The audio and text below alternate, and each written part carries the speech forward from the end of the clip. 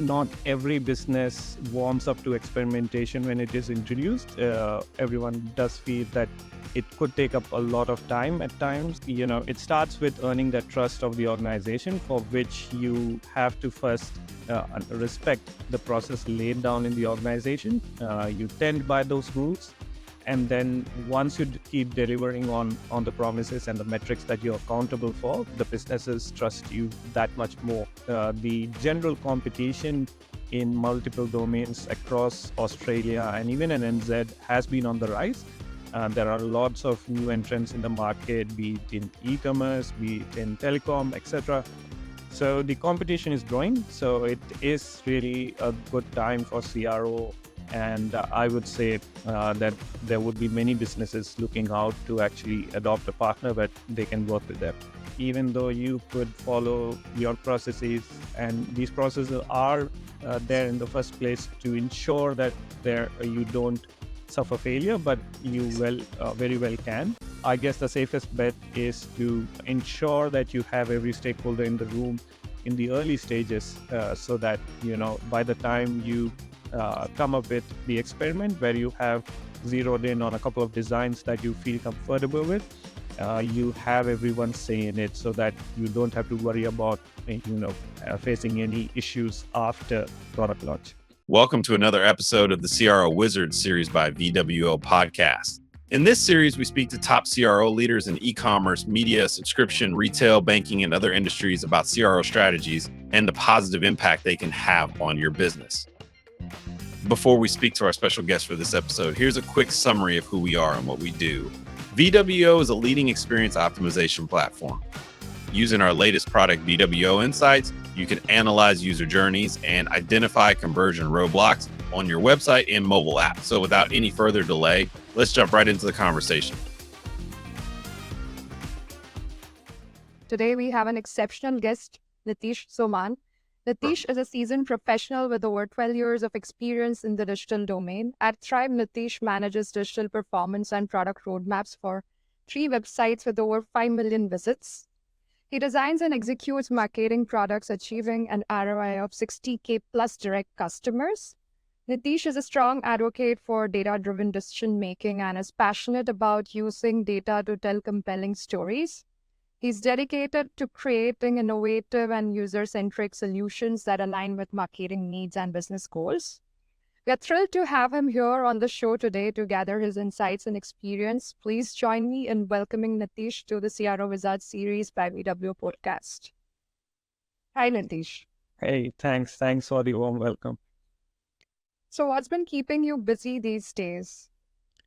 I guess it's keeping most of the product managers and everyone across busy. AI and how we can, introduce it in our workplaces. It's always a challenge to adopt something new, and you have to, as a product manager, have to be, really updated in terms of what it can offer and where I can use it, and how compliant it is in our workplace, etc.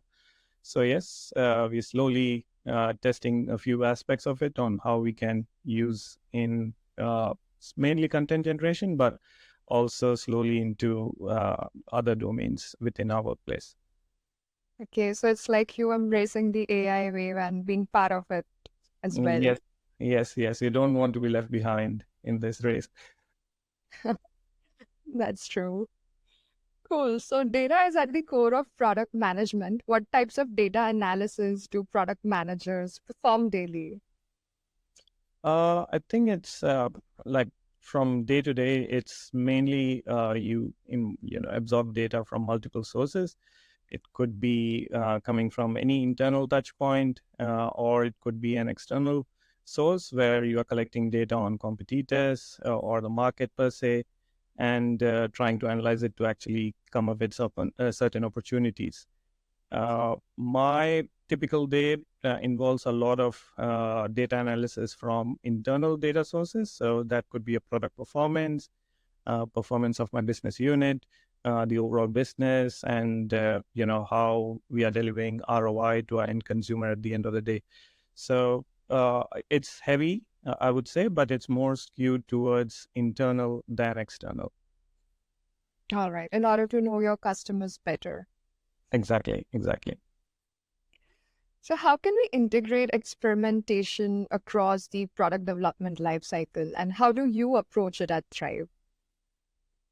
I would say that you can introduce experimentation at almost every step of a product lifecycle. You could do experiments to actually come up with ideas.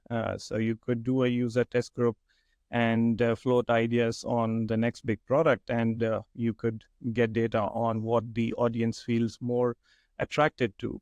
That's one test. Or you can do at the end of the product life cycle where you have actually released it to the audience, and then it could well be a MVP, a minimum viable product, and then you are assessing its users, how it's been received in the audience, and then what's the next feature that you can build on onto that product. So I guess it wholly depends on where exactly it fits perfectly. Of course, there is that pitfall of over experimentation as well. So you have to be mindful where you can actually introduce it. At Thrive, I would say over the past 3-4 years, I would have used it mainly in idea generation and also in testing various designs that the final feature could, adopt so that the audience get the best user experience if possible. So yeah, at Thrive, I think it's primarily in the first stages of product lifecycle. Got it. So can you share any product or feature you have worked on and that like it led to an impressive result in past?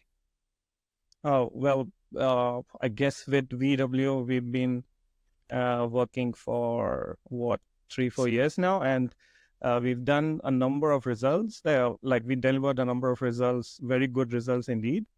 The one I would say, sorry, would be the one we did last year, I guess, and it had to do with a newer design for our products, the search results page. It's one of our most more popular pages on the website. It makes up almost 40% of the website. So it's a very important design template that we want to ensure that delivers both from a user experience, but also SEO wise, because we don't do much, ads. We do not serve ads on our website. But when it comes to SEO, that's the majority traffic source for our website. So from that perspective, we had to, come up with a design that satisfied both these requirements. And not just that, because this product template, this page template actually makes up a majority of a website. There are different users on different sets of the website, different parts of the website. So you had to cater to multiple audience, different personas, and also cater to different landing pages. So at the end of the day, we had to set, I would say, more than 10 experiments just for this overall project to actually come up with one fitting page design that at the end of the day delivered 15% better engagement from a user. So I would say it took a really long time because, as I said, there were multiple experiments involved. But at the end of the day, the end result satisfied our stakeholders. And right now, it's almost a year old, and it has been delivering to its promise. So yeah, it has been a win-win for all of us. So you can keep on launching the winning results as well regularly in order to maintain the pace and just to ensure that you get maximum from the experimentations that have had winners, and you ensure that it stay as a winner for your website as well. Exactly. Exactly. Yes. So what comes after product launch? Like we have been discussing, but then like what's there after product launch and how important is a post-launch evaluation for you and how do you close the feedback loop? I guess for us, if I have to speak about the previous experiment where we delivered after a big set of experimentation, and after delivering that, we had to actually assess whether it has been performing to the test results that we received before. Definitely, it being an important page, there were multiple stakeholders involved in first the ideation phase itself. So there was a lot at stake with the end design that got delivered. We had certain user groups, both at a customer level as well as a consumer level. And these user groups at first did sign off on the page design. But when it comes to the real audience, when it is launched, we had feedback links on the design on the page that went live, and most of the reviews that we received after that was positive. The end results after post launch, like in terms of pure performance, as I mentioned, it gave us a 15% jump. So from that perspective, we did close out the feedback loop. It also helped us help the business as such trust the platform a lot more, VW in that case, and also the process of experimentation, because not every business warms up to experimentation when it is introduced. Everyone does feel that it could take up a lot of time at times, and it might not always be rationalized that you need to experiment before you release. So this was a perfect example where even though we took time, it delivered on its promise, and post-release feedback has all been positive. So it takes a lot of time in order to establish that trust in the process of experimentation, and then it takes time to see the results and consume them as well. Yeah, exactly. And you have to take everyone along so that when you come up across your next project, everyone is already ready and is quite tuned to the overall process and is happy to go through that process once again. Yes. So how do product managers ensure that entire organization is aligned around a product strategy? I guess in terms of how you keep in line with the business objective of the entire organization, as long as you keep that in mind, how your product evolves or how you evolve the product, it becomes easier. For us at Thrive, there is enough freedom for each individual to actually experiment and show that uh, uh, that even a radical idea can make sense, as long as yes, you are meeting your business objectives, and that trust actually grows each time you deliver on that promise. So one way is, of course, to first earn that respect from the organization and earn that trust. For that, you definitely have to follow processes that are already laid down, and you keep hitting the key metrics that you are accountable for. That actually gives you the confidence as well to experiment further and maybe slightly be a bit more creative in your approach, in your ideation and overall delivery of that product. It starts with earning that trust of the organization, for which you have to first respect the process laid down in the organization. You tend by those rules, and then once you keep delivering on the promises and the metrics that you're accountable for, the businesses trust you that much more. That gives you the freedom to actually start experimenting, and then be a bit more creative in redesigning the process, or maybe redesigning the product as well. So the key to it is the trust between you and the business. Got it. So conversion optimization impacts various areas of business, including marketing, product, and design. Where should CRO should be positioned? How can different teams collaborate effectively to use CRO without conflicts? um, CRO, definitely, it as you mentioned, it can be used in different departments. Even at Thrive, the product team uses it, the marketing team uses it. So it really is, there isn't a right place, I would say. I guess it's a use case based, and then of course it depends on the way the business has been structured. Even for Thrive, it has gone through multiple restructures in the past, and there are businesses which are heavily verticalized. So you would have marketing sitting very separate to product, whereas in Thrive, even though it is separate, but we sit a lot together. So most of our business strategies are aligned. Our products are interconnected. So even though they are different business units, at the end of the day, we have our audience very close to us. And I guess that's where CRO should actually sit. So a business unit which is closest to the audience, that should be more responsible with the CRO mantle.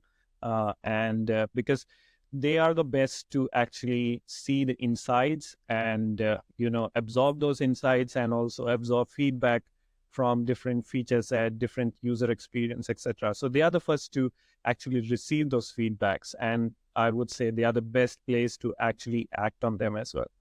So yeah, my answer would be place CRO where the audience is sitting closest to. So yeah, if it is product, it's product. Most of the time, I would say it is product. But otherwise, yeah, any other business unit. And also, like, there should be a stronger collaboration between the teams, one that is close to the audience and one that is near to the implementation plan and like product. Yeah, certainly. Like for me, being in product, I manage the CRO piece, but there is within marketing as well, there is a CRO function. But I would say both our business units are very close with the business and the business goals. So we definitely keep that in mind and the user in mind as well. So we try to create a balance between both of them. So I guess we are best placed for that. Absolutely. So tell us, like, you have spent almost a decade in the digital domain, and how have you seen digital space in Australia evolve? Oh, it has come a long way, I would say. So I started in Australia in around 2014. And I remember my first place, the first place I worked in didn't have a CRO tool or an experimentation platform as such. I advocated for that, but at that time, I guess the market wasn't mature.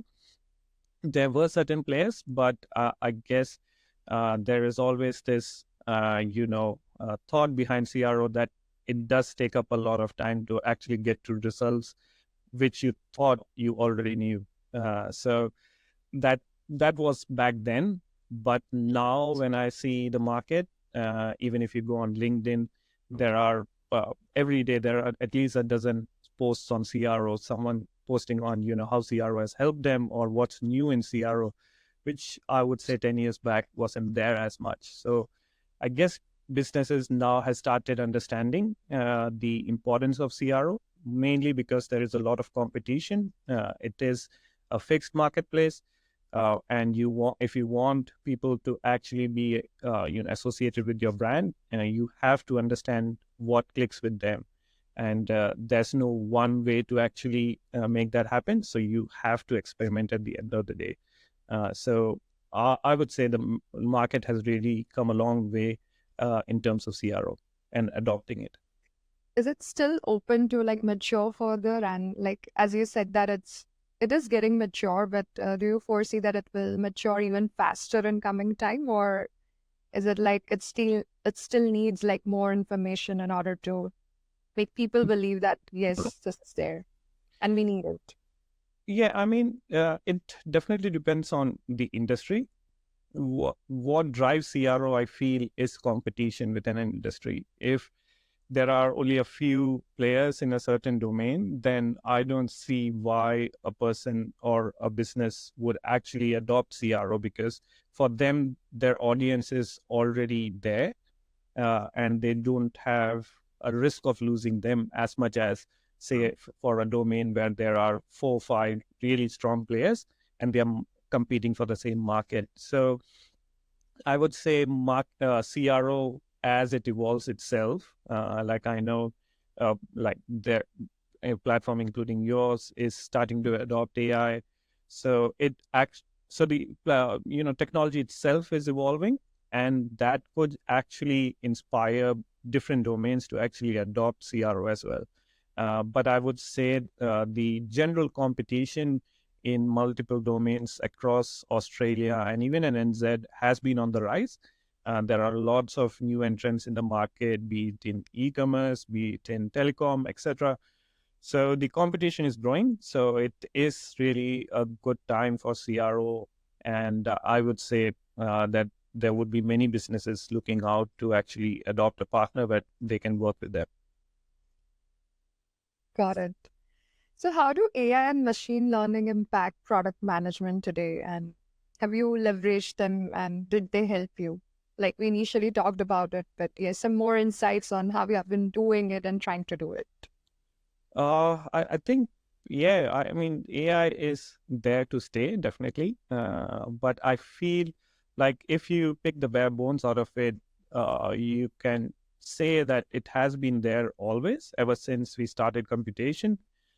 So in essence, how I see AI is something that makes or enables you to do stuff quicker and get to your final output or your final destination quicker. uh, and definitely the way it has evolved over time, it has made itself more accessible. So maybe 4 or 5 years ago, or even before that, we would have heard of machine learning, and we always thought that it's happening somewhere in the labs of Google and IBM, etc. Something that would help bigger businesses come up with, say in the medicine field, they might come up with a new drug, etc. But never did anyone think of, it might come in a format of a website like ChatGPT, and where you can just go in and format your email to make it look better. So it has come a long way, but updates on it are coming thick and fast. It's you have to adopt, I would say, because it's not about whether you want to adopt it or not. It's about how you can adopt it now, because everyone around is jumping onto that. So if you are not doing it, you are definitely losing pace in meeting the market demands. At Thrive, I would say we have definitely started using it, but we do have guardrails around it. We are a bit more responsible in how we can actually use it. So to say, as because there are a lot of unknowns even in the AI, models that we use today, even ChatGPT for that matter. There are certain unknowns, because of which you have to be that much more careful in adopting it into your workplace. Having said that, we have started using it, as I mentioned before. So we have a blog section to our website. So it definitely helps us come up doing keyword research. It helps us coming up with titles for pages, coming up with metadata like meta descriptions, etc. For our pages. It also helps in the ideation phase.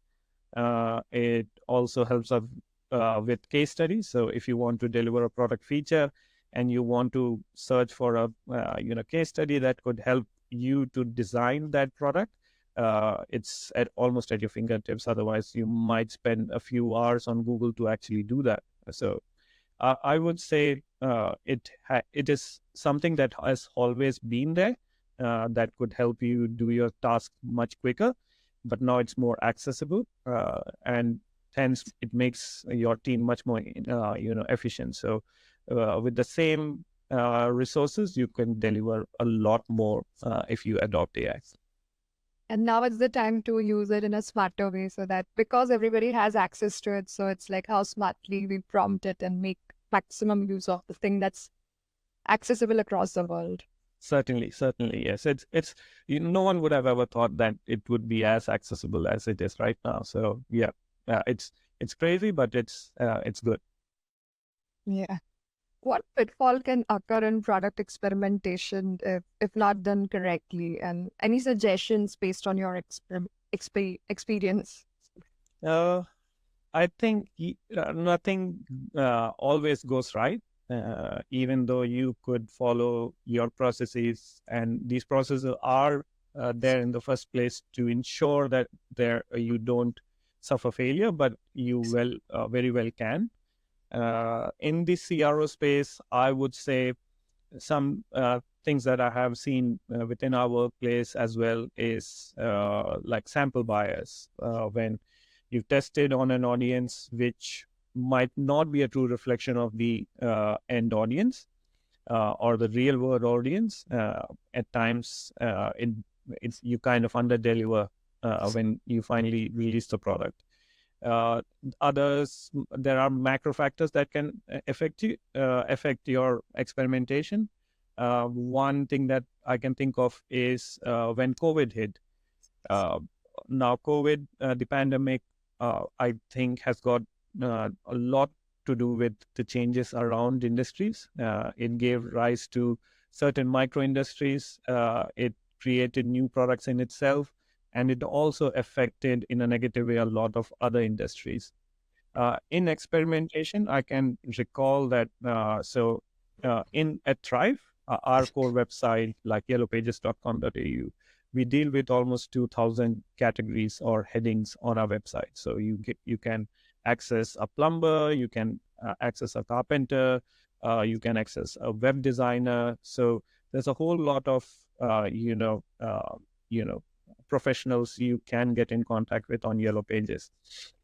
Now, pre-COVID and post-COVID, the world and the construct of our top categories or top headings has changed, and understandably so, because before COVID, I don't think we were using, say, Menulog. We weren't using Uber Eats, and after that, all of a sudden, it has. So we saw that a lot of headings that otherwise were quite dormant on our website have actually scaled up in terms of usage.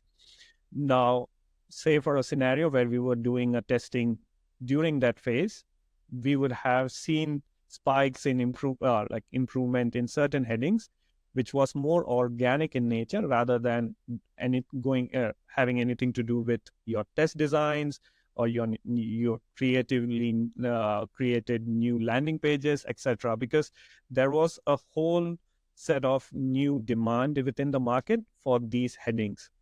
So we have encountered that in the past because we have been continuously doing experiments, and there were certain experiments that were delivered during that time frame, and it might have misguided us at times where we felt that, okay, these designs are definitely going to deliver for all the headings, but the results have been skewed because of certain headings.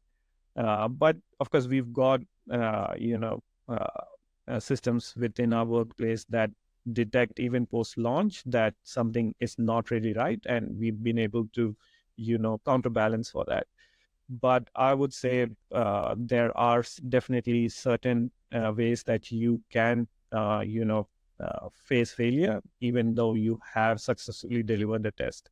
As I mentioned, it can be because your sample is not a true reflection. It could be misrepresenting the data, not effectively actually communicating with your stakeholders. Sometimes your designs might not be compliant, and that could be because you have not really involved all stakeholders in the ideation phase. You might have missed out on your marketing team. You might have missed out your compliance team, and you, at the end of the day, you go with your product launch, and maybe during the showcase, there is one representative on the team standing up and saying, this doesn't look right. So things can go wrong. I guess the safest bet is to follow process and ensure that you have every stakeholder in the room in the early stages, so that by the time you come up with the experiment where you have zeroed in on a couple of designs that you feel comfortable with, you have everyone say in it, so that you don't have to worry about facing any issues after product launch. Got it. And it's also like if a test doesn't win, it makes you think back that what was the audience and what should be reiterate in terms of design, idea, and the approach as well. So somehow we learn from that as well. Yeah, it definitely, like, even if there are, as I mentioned, there are scenarios where you follow process and then somehow it has fallen short of what you expected, but then the feedback helps you refine your process, and then next time you are much better. And once you do that, I guess the business trusts in your process that much more, and at the end of the day, as I mentioned, that with CRO, you need everyone's trust. You need to have everyone's vote before you actually proceed with it. So it's essential to deliver on promise. We need everybody in the same boat so that our boat doesn't drown. Exactly. No one gets left behind. True. Any final thoughts or messages you'd like to share with our audience before we conclude? Uh, if just for CRO, I guess it is something that, is critical for any successful product, I would say. It's not just critical to have it in your workplace, but if you are really passionate about the product, your audience, then CRO definitely helps to measure that, measure your passion actually. And once you deliver that, the confidence and the sense of gratitude that it brings with experimentation is immense. I can personally speak that how good I feel once the final product delivers almost similar results at what we've seen in the during the testing phase. It actually gives you a lot more confidence to experiment, and it gives you that confidence to actually showcase your product around the business, and it gives you a lot of respect within the business. So yeah, I would say that businesses, if they are not using CRO much, they should, and they should adopt it so that at the end of the day, your audience is king, your customer is king. So if you have that in mind, then you should definitely ensure that whatever you're delivering at the end of the day is something your audience will appreciate. So CRO definitely helps in that. Got it. Thanks, Nitish, for sharing great insights with our audience. Now we'll start with our rapid fire round, and we'd love to hear your spontaneous responses. Sure. I'll try. Sure. If you were starting a career in CRO today, what is one thing that you would do differently?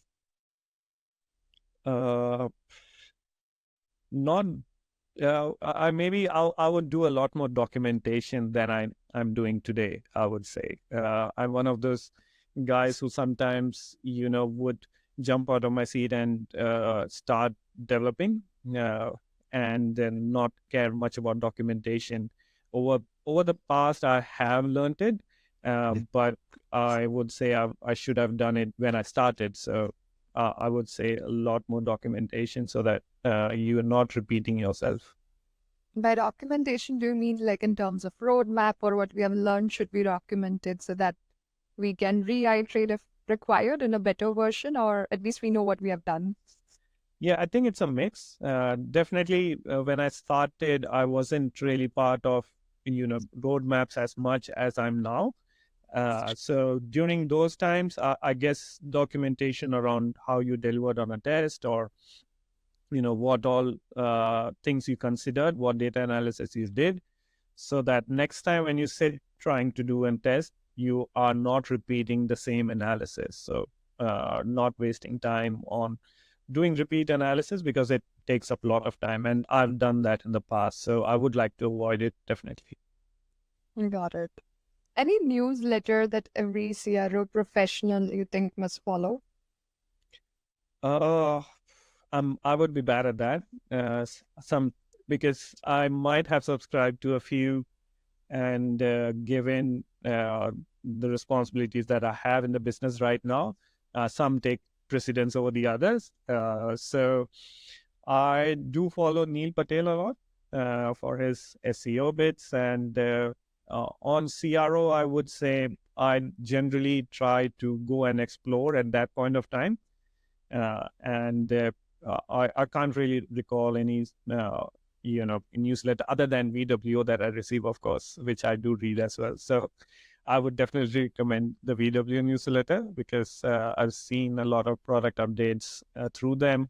I've also seen a few case studies as well. So yeah, it's definitely one to look for. Got it. 3 books that you would recommend to our listeners Mm, in any domain that has helped you like groom your role and like help us take forward. oh, well, if my wife was here, she would be laughing, because she knows that I don't read much. I'm guilty. I don't read much. I do read publications a lot because they are shorter, definitely. Because I would say prefer spending a lot of time with a book. So I do read magazines, e-magazines a lot. But in terms of book, as such, I have read fiction. I have read biographies. Some that inspire is the biography on Sachin and the biography on Jackie Chan. So they are the two that I can recall that I would recommend because it's an individual's, rise to glory on how methodical, how, uh, I would say that well conducted they were, like right throughout the career. Even after they've received all the accolades and all the success throughout their career, they still have somehow are still grounded and are still eager to learn.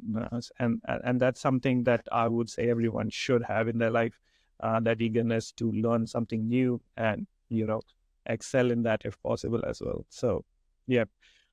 I'm sorry. I don't have a good book recommendation on anything other than these two. No worries. These are also good ones to at least look at Yeah. and inspire. So, what's your go-to travel destination in Australia? I do like within Victoria. I like Warburton a lot. I like the idea of a country town with a small stream or a creek where you can go for a dip. Though Victorian weather doesn't really allow enjoying the waters much. You might get maybe a couple of weeks throughout the year to actually get into water. But Warburton is definitely my go-to place in Victoria. Elsewhere around the world, I have traveled not much, but a few. I've been to Europe, and I feel Europe definitely has that calling because of the history it has. I'm a lot smitten by big old historical buildings. I do read a lot of history as well. I do not through books as much, but through YouTube and such. But yeah, I would say Europe is definitely something I would always wish to go back to and explore. There's a lot to offer from an history perspective. Yeah.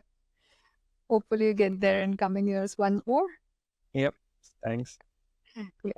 One thing that AI will replace in next 3 years. I hope it doesn't replace humans as much as we are fearing. But I think what AI would definitely replace is, I would say, time otherwise spent waiting on end results or results from an analysis. That is definitely something it will replace, because you could very well pose a question to, AI bots today and get a result sooner than what you would otherwise expect. So it will definitely replace that waiting for us. But I've seen how it has also replaced menial tasks, that you would spend on, say, keyword research. But I can speak about, how blogs were written in the past. So you would actually explore the internet to actually come up with an idea on what you want to write a blog about. Then you would do some keyword research, and then you would do some, you would draft an idea, and then you deliver on it. You finish the copy, you proofread, and all this thing would take a lot of time. But with AI, you could have a spreadsheet, and just in one of the columns, flush all your ideas, and in the rest of the column, all the other work that comes from keyword research, ideation, competitor analysis, everything will be done in columns alongside within a matter of minutes. So yeah, it'll definitely, replace any menial task that people were doing otherwise, so that they could spend your time or spend their time on more meaningful tasks in actually coming up with the copy and publishing it and then reading reviews on it. So, yep. Got it. So tell us, like, if not a product manager or CRO specialist, what is the other profession that you would have chosen? I still remember I while I was so when I graduated at around 2007, and after my engineering, and then I'll give some background. So I am an engineering graduate in computer science, graduated in 2007. And then I thought that coding is not for me, so I should do an MBA. So I went to an MBA, did my MBA, graduate in 2009. I would say not the best timing because that's when the subprime crisis took place. So there were no jobs. And I felt that perhaps I should have taken a job after my graduation.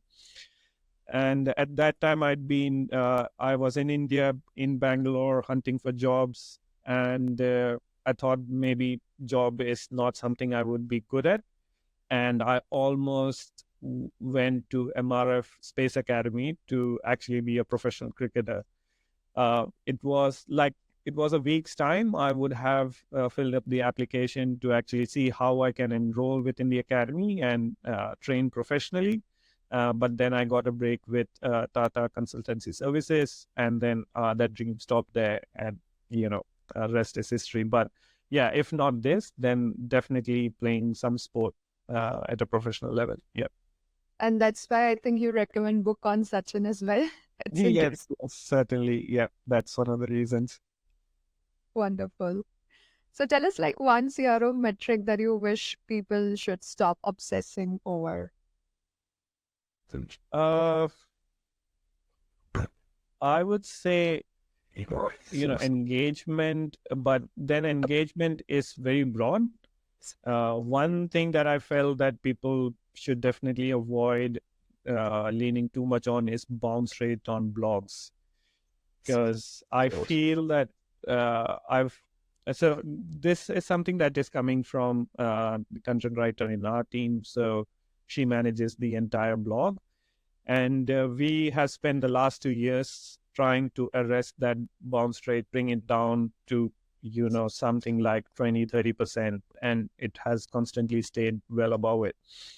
And I feel that it's unfair to a certain extent, given how the audience has matured, or the audience preferences have built over the time.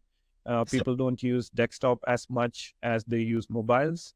With your TikTok videos and your YouTube shorts, the attention span of a user is that much more reduced. So if you're publishing long form content, I don't think people are going to stay on your website a lot as you expect people were doing before. So publishing long form contents and having articles where there are not enough touch points for users to interact. If it's not engaging enough, you should at least have tools that they can interact with. If you don't have those, or if your industry doesn't allow for those, then you shouldn't be obsessing about your bounce rates, because it is going to be organically high. You cannot really bring it down. So that's one thing I would say that people should drop, depending on the industry they are. Got it. So finally, tell us about a dream or goal that you want to achieve in like next 3 years. Definitely mature my workplace from an AI perspective. I definitely want to start using it much more in my workplace, not just in the blog space, but also in the SEO space in general. And looking forward to how it can help in the CRO space as well. I'm currently reading a lot on it. I'm doing some professional courses on AI as well, to keep myself updated and ensure that I'm using it the right way, and also be a champion within the business. So, yeah, within the next 3 years, I feel that I should be delivering something, maybe a new product feature that maybe I got an idea from my research within the AI space, and maybe deliver a bot that could actually help the end user right from browsing yellow pages to actually connecting with the right advertiser for them. So, how bots are nowadays helping you choose your attire. Maybe there would be a yellow pages bot that could help choose the right plumber for you, or the right electrician for you. So maybe that's what is next for us. So if your dream comes true, I think it would save time of like multiple visitors. Yeah, I mean, definitely users are now getting a lot. I was having a chat with one of our clients the previous day. They started AI, and they were quite curious on how we are using it. So the time has arrived where you can't actually sit on it. You have to start running with it. So yeah, well, I'm definitely looking forward to it. All right. So I think this has been another thought-provoking episode of CRO Wizards. Until then, keep optimizing.